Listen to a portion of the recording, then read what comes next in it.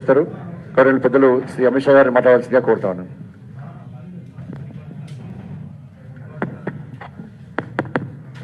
Hello hello. आज की press वार्ता में आप सभी का भारतीय जनता पार्टी की ओर से मैं स्वागत करता हूं। सबसे पहले मैं हैदराबाद शहर की जनता का हृदय से धन्यवाद करना चाहता हूं, क्योंकि आज जिस प्रकार का स्वागत हैदराबाद के रोड पर मैंने देखा है, शायद ही मैंने तेलंगाना में, हैदराबाद में, अन्य हिस्सों में भी इस प्रकार का स्वागत देखा है। जिस गर्मजोशी के साथ हैदराबाद की जनता ने भारतीय जनता पार्टी के नेताओं का स्वागत किया है और अपना समर्थन इस चुनाव में मोदी जी के नेतृत्व पर, हमारे प्रदेश नेतृत्व पर और भारतीय जनता पार्टी के लिए जताया है, इसलिए मैं हैदराबाद की जनता का हृदय से धन्यवाद करना चाहता हूं। पूरे रोड पर जहां पर भी गए, एक इंच भी जगह खाली नहीं दिखाई पड़ती थी और मुझे भरोसा है रोड शो को देखकर कि इस बार भारतीय जनता पार्टी सीट बढ़ाने के लिए, संगठन बढ़ाने के लिए नहीं लड़ रही है। इस बार चुनाव के बाद हैदराबाद में मेयर भारतीय जनता पार्टी का होगा, ये हैदराबाद की जनता ने स्पष्ट कर दिया है। मित्रों, हैदराबाद के अंदर विश्व भर के आईटी हब बनने की सभी संभावनाएं पड़ी हुई हैं, मगर आईटी हब तब बनता है जब इसके अनुरूप इंफ्रास्ट्रक्चर यहां पर बने, और इंफ्रास्ट्रक्चर, शहर का इंफ्रास्ट्रक्चर, अर्बन इंफ्रास्ट्रक्चर बनाने का जिम्मा म्युनिसिपल कॉरपोरेशन का होता है। हालांकि केंद्र सरकार और राज्य सरकार की अनेक प्रकार की ग्रांटें मिलती हैं, मगर इसका इंप्लीमेंटेशन ये शहर के शासन के हाथ में, म्युनिसिपल कॉरपोरेशन के हाथ में होता है।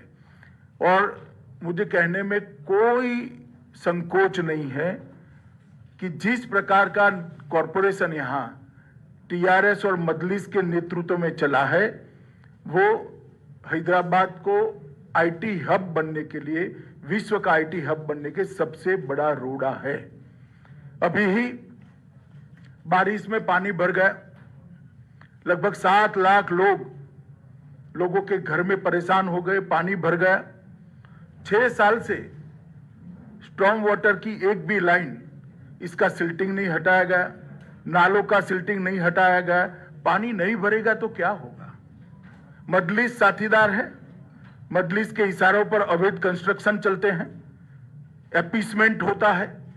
इसके कारण पानी की निकासी के मार्ग के अंदर अवैध कंस्ट्रक्शन जो हुए हैं, उसने भी पानी भरने में, जमाव होने में बहुत बड़ी भूमिका निभाई है। मैं हैदराबाद की जनता को विश्वास दिलाना चाहता हूं कि एक बार आप भारतीय जनता पार्टी को यहां मौका दीजिए। हम सारे इलीगल कंस्ट्रक्शन जो पानी की निकास के मार्ग में है, उसको हटाकर कभी भी हैदराबाद के अंदर पानी भरे ऐसी स्थिति नहीं रहने देंगे। मैं आज ये प्रेस वार्ता में ये भी पूछना चाहता हूं कि जब पानी भर गया तब श्रीमान केसीआर कहां थे? उनके निवास के सामने की कॉलोनियों में भी पानी भरा। हम भी मीडिया को ध्यान से देखते हैं, कहीं पर भी मुख्यमंत्री ने ना कोई दौरा किया, ना कॉरपोरेशन की बैठक की, ना विधायकों के साथ घूमते दिखे, ना स्थानीय सांसदों के साथ घूमते दिखे। जब हैदराबाद की जनता इतनी बड़ी मुसीबत में थी, तब मुख्यमंत्री कहां थे? ओवैसी कहां थे? हैदराबाद की जनता के मन में ये बहुत बड़ा सवाल है, जिसका जवाब उनको देना पड़ेगा। मित्रों, हम वादा करते हैं कि गुड गवर्नेंस को हम हैदराबाद के अंदर जमीन पर उतारेंगे और हैदराबाद को विश्व का आईटी हब बनाने की दिशा में सभी अनुरूप कदम उठाए जाएंगे। और ये भारतीय जनता पार्टी का वादा है। मोदी जी जो कहते हैं वो करते हैं। हम जो कहते हैं वो होता है। चाहे 2014 का हमारा घोषणा पत्र हो या 2019 का घोषणा पत्र हो, हमने सारे वादों पर अमल किया है। मैं हैदराबाद की जनता को 5 साल पहले एक घोषणा पत्र टीआरएस ने भी दिया था, जिसको प्रचिन्ह आशीर्वाद मजलिस के भी थे। मैं कुछ सवाल यहां पर छोड़कर जाना चाहता हूं। कल वोटिंग है, मेरी आशा है शाम को केसीआर जी इसके जवाब दे। एक तो आपने 100 दिन की योजना का वादा किया था, इसका हिसाब किताब हैदराबाद की जनता मांगती है। क्या हुआ? 100 दिन छोड़िए साहब, 5 साल पूरे हो गए। उसमें से कुछ भी करा हो तो हैदराबाद की जनता के सामने रखिए। एक सिटीजन चार्टर आप देने वाले थे, उसका क्या हुआ? सिटीजन चार्टर छोड़िए, इसका पहला पृष्ठ भी तैयार नहीं हुआ है अभी। और रोजमर्रा के काम के लिए, गटर की सफाई के लिए, रोड की सफाई के लिए, रोड की स्ट्रीट लाइट के लिए हैदराबाद की जनता धक्के खा रही है। 32,000 से ज्यादा नल कलेक्शन गरीब बस्तियों में देने थे। हमने हिसाब किताब लगाया, हमारे कार्यकर्ताओं ने 20% से ज्यादा आप नहीं दे पाए हो। कब दोगे? वादा तो 5 साल का था। गरीबों के लिए 1 लाख घर बनाने थे, 1100 से ज्यादा नहीं बना पाए, जबकि मोदी जी ने 1,35,000 गरीबों के घर के लिए तेलंगाना को पैसा मुहैया करा है, मगर आप इंप्लीमेंट नहीं कर पाते हो। आपके फार्म हाउस से बाहर निकलकर सचिवालय में आओगे तभी तो शायद कभी इंप्लीमेंटेशन होगा। भूसी नदी के साथ साथ 42 किलोमीटर का 6 लेन रोड बनाना था। मेरा सभी मीडिया वालों को निवेदन है कि आपकी वैन जरा भूसी नदी के किनारे किनारे घुमाकर वो 6 लेन का रोड हैदराबाद की जनता को एक बार दिखा दीजिए जरा। हैदराबाद की जनता श्रीमान आपसे पूछती है कि वादों का क्या हुआ। 15 डंप यार्ड बनाने थे, एक डंप यार्ड का बोर्ड भी तो दिखा दीजिए। कहां गए वो 15 डंप यार्ड? 4 प्रेक्षागृह रविंद्र भारती की तर्ज पर आप बनाने वाले थे, क्या हुआ? 10,000 करोड़ की एक योजना लेकर आए थे आप, कहां गया 10,000 करोड़? कब खर्च किया? म्युनिसिपल कॉर्पोरेशन के बजट का योग भी बना ले तो इतना नहीं होता है। एक हुसैन सागर को स्वच्छ तालाब बनाने का, एक स्वच्छ स्पॉट बनाने का, टूरिस्ट स्पॉट बनाने का वादा किया था। मैं अभी अभी हुसैन सागर के पास से आया हूं, आप हर रोज जाते हैं, मैं इसके बारे में कोई और टिप्पणी नहीं करना चाहता। गांधी और उस्मानिया हॉस्पिटल की तर्ज पर 4 नए अस्पताल बनाने थे, हमें तो दिखाई नहीं दिए। मोदी जी ने एम्स में मेडिकल कॉलेज दिया, मजदूरों की जो अस्पताल है इसमें भी मेडिकल कॉलेज दिया और अस्पतालों को कंप्लीट करने का काम मोदी जी ने किया। अरे साहब वो तो छोड़िए, आपने कुछ नहीं किया। मोदी जी ने एक आयुष्मान भारत योजना लाए हैं जिसमें हैदराबाद के अर्बन गरीब के लिए 5 लाख रुपए की पूरी हेल्थ का खर्चा भारत सरकार उठाने वाली है। आपने पॉलिटिकल रीजन से मोदी जी हैदराबाद में लोकप्रिय हो जाए इसलिए उसका भी इंप्लीमेंटेशन नहीं किया और हैदराबाद के गरीब को आपने 5 लाख रुपए के स्वास्थ्य योजना से महरूम रखा है। आज हैदराबाद में कोई भी गरीब बीमार पड़ता है तो उसको 5 लाख रुपए की दवाई नहीं मिलती, ऑपरेशन नहीं करा पाता, अपने बूढ़े माँ बाप का, अपने छोटे बच्चे का इलाज नहीं करा पाता। क्या बिगाड़ा है इन लोगों ने? मोदी जी की पॉपुलैरिटी तो वैसे ही केसीआर साहब होने वाली है। भारतीय जनता पार्टी की सरकार ने हैदराबाद और तेलंगाना के लिए काफी कुछ किया है। हैदराबाद मेट्रो प्रकल्प 16,000 करोड़ की लागत से जिसको 30 किलोमीटर लंबा बनाया, इसका उद्घाटन प्रधानमंत्री जी ने भी किया, प्रधानमंत्री जी ने ही किया। प्रतिष्ठित शैक्षणिक संस्थानों की स्वीकृति की 4 बनाए हैं। Biodiversity research centre Hyderabad, centre for innovation for defence excellence Hyderabad, ऐसे 4 बनाए हैं। 40,800 करोड़ की इंफ्रा योजनाओं की घोषणा हम पहले ही कर चुके हैं, जिसमें हैदराबाद बेंगलुरु राजमार्ग, हैदराबाद विजयवाड़ा राजमार्ग, शहरी क्षेत्र के विकास के लिए अमृत मिशन लाया।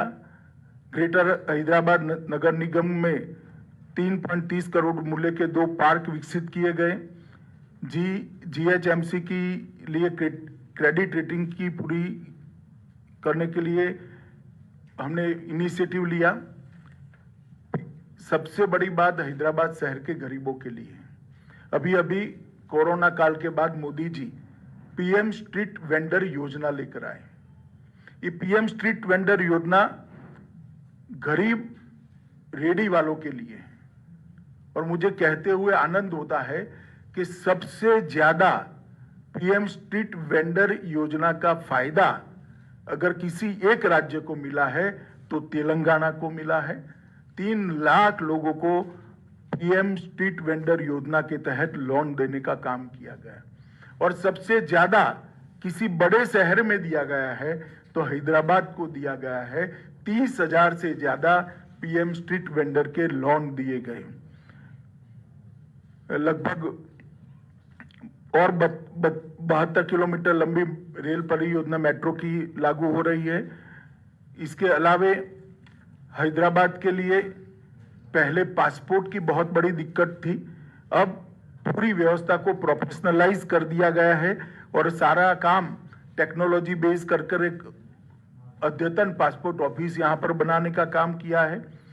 और इसके साथ साथ हैदराबाद के अंदर ये आईटी का बड़ा हब है। देश भर के युवाओं के लिए मोदी जी ने ढेर सारे योजनाएं और ढेर सारे प्लेटफॉर्म उपलब्ध कराए हैं। इसका परिणाम है कि दुनिया भर में आर्थिक संकट है मगर एफडीआई इनफ्लो सबसे ज्यादा भारत में है। एफआईआई इनफ्लो भी नवंबर में रिकॉर्ड जगह पे पहुंचा है। आईटी सेक्टर का इन्वेस्टमेंट जो हो रहा है इसका सबसे बड़ा फायदा हैदराबाद को हो रहा है। हमने देखा है कि हैदराबाद में भारत की योजना और प्रधानमंत्री जी के सबसे संपर्क से कई बड़ी बड़ी कंपनियां आकर्षित होकर यहां पर अपना इन्वेस्टमेंट किया है और मेक इन इंडिया की चमक भी हैदराबाद के अंदर बढ़ी है। मोदी जी ने एक बहुत बड़ा रिफॉर्म किया है। अब न केवल वर्क फ्रॉम होम, इसकी जगह वर्क फ्रॉम एनीवेयर के लिए रास्ता खुला है और इसका सबसे बड़ा फायदा हैदराबाद के युवाओं को होने वाला है। जो आईटी प्रोफेशनल है उनको होने वाला है। ये मिनी भारत है। भारत भर के युवा यहां आते हैं, इनको वर्क फॉर होम की साथ साथ वर्क फ्रॉम एनीवेयर ये योजना का सबसे बड़ा फायदा अगर किसी एक शहर के युवाओं को होना है तो वो हैदराबाद को होना है। स्टार्टअप के लिए भी बहुत ध्यान दिया गया है। ढेर सारी प्रायोरिटी में डिटेल में जाना नहीं चाहता मगर स्टार्टअप को मोदी जी ने खुद एक थ्रस्ट देकर एक नए उद्यमियों के लिए एक बहुत बड़ा प्लेटफॉर्म तैयार किया है। इसका भी सबसे बड़ा फायदा हैदराबाद को होने वाला है। स्टार्टअप्स के लिए व्यापार में आसानी हो इसके लिए एक नया बिजनेस फ्रेंडली इकोसिस्टम तैयार कर बहुत तेजी से इस पर आगे बढ़े हैं। ईज ऑफ डूइंग बिजनेस के अंदर भारत ने ग्लोबल रैंकिंग में बहुत बड़ी जंप लगाई है और इसके साथ साथ इनोवेशन इंडेक्स में भी हमारी रैंकिंग बहुत बेहतर हुई है। मित्रों, ये सबके कारण हैदराबाद जो मिनी भारत है, मिनी इंडिया है, इसके युवा प्रोफेशनल्स को बहुत उनके लिए एक क्षितिज बहुत बड़ी खुली है और इसका फायदा हो रहा है। मित्रों, मैं अंत में इतना ही कहना चाहता हूं कि मेरे साथ हमारे प्रदेश का नेतृत्व बैठा है। मैं आपको हैदराबाद की जनता को भरोसा दिलाना चाहता हूं कि हम हैदराबाद को नवाब निजाम कल्चर से मुक्त होकर एक मिनी इंडिया बने ऐसा शहर बनाने की दिशा में आगे बढ़ेंगे। निजाम कल्चर को त्याग कर एक आधुनिक शहर बने इस प्रकार का हम हैदराबाद को बनाएंगे। यहाँ किसी का अपीसमेंट नहीं होगा, किसी के साथ अन्याय भी नहीं होगा। इस प्रकार की नई कार्य संस्कृति का विकास हम यहाँ पर करेंगे। हम डायनेस्टी से डेमोक्रेसी की ओर जाना चाहते हैं। चाहे ओवैसी साहब की पार्टी हो, चाहे टीआरएस की पार्टी हो, हमें तो बहुत सवाल करती हैं मगर मैं पूछना चाहता हूं कि इतने बड़े तेलंगाना में आपके परिवार के अलावे आपको कोई नहीं मिलता है जी? आपके बाद आपका परिवार ही क्यों आता रहता है और किसी में टैलेंट ही नहीं है? हम डायनेस्टी से डेमोक्रेसी की ओर देश के लोकतंत्र को ले जाना चाहते हैं। हैदराबाद और तेलंगाना को ले जाना, भ्रष्टाचार से पारदर्शिता की ओर ले जाना चाहते हैं। भ्रष्टाचार सारी सीमाएं लांघ गया। अपने अपने रहन सहन को देख लीजिए तो आपको मालूम पड़ेगा कि किस प्रकार का भ्रष्टाचार तेलंगाना की जनता ने सहन किया है। तुष्टीकरण से हम सम विकास की ओर जाना चाहते हैं। किसी का अपीसमेंट नहीं करेंगे, सबको बरोबर मौके मिलेंगे। और हैदराबाद की जनता का बहुत बड़ा हिस्सा जो अपमानित महसूस करता है अपने आप को, उनको हम भरोसा दिलाना चाहता है किसी की भी हिम्मत नहीं होगी आपको दोयम दर्जे के नागरिक बताने की। इस प्रकार का सम विकास का हम वातावरण करेंगे।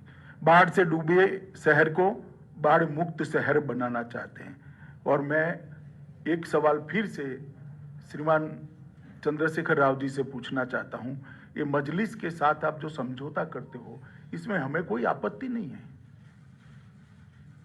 कोई आपत्ति नहीं। कर सकता है, लोकतंत्र में कोई भी व्यक्ति किसी के साथ भी जाता है, मगर गुप्त समझौता क्यों करते हो? इतनी हिम्मत क्यों नहीं है कि मजलिस के साथ खुलेआम सीट शेयरिंग कर लड़े? एक कमरे के अंदर इलू इलू कर आप सीटें बांटते हो। सार्वजनिक रूप से हैदराबाद की जनता के सामने अभी भी प्रचार में 1 घंटा बाकी है, कह दीजिए कि हाँ हमारा मजलिस के साथ समझौता है। क्यों हिम्मत नहीं है आपकी? इसका जवाब केसीआर और मजलिस दोनों ने होना चाहिए। और मित्रों, मैं मानता हूं कि आज सरदार पटेल के कारण ही ये हमारा तेलंगाना यहां से लेकर मराठावाड़ा तक और हैदराबाद भारत के साथ जुड़ा हुआ है। जिन्होंने उस वक्त पाकिस्तान में जाने की मुहिम चलाई थी, वो सभी संस्कृति से, ये निजाम संस्कृति से हम मुक्त कर एक विकसित शहर हैदराबाद को देना चाहते हैं। इसलिए मेरी हैदराबाद की जनता से करबद्ध निवेदन है कि एक मौका भारतीय जनता पार्टी को दीजिए। हम हैदराबाद को विश्व का आईटी हब बनने के लिए पूरे इंफ्रास्ट्रक्चर की तैयारी करेंगे और मोदी जी का आशीर्वाद है ही है, तो हैदराबाद अपने आप आईटी हब बनेगा, इसको मुझे भरोसा है। मेरी बात समाप्त हुई। आप एक एक कर सवाल पूछ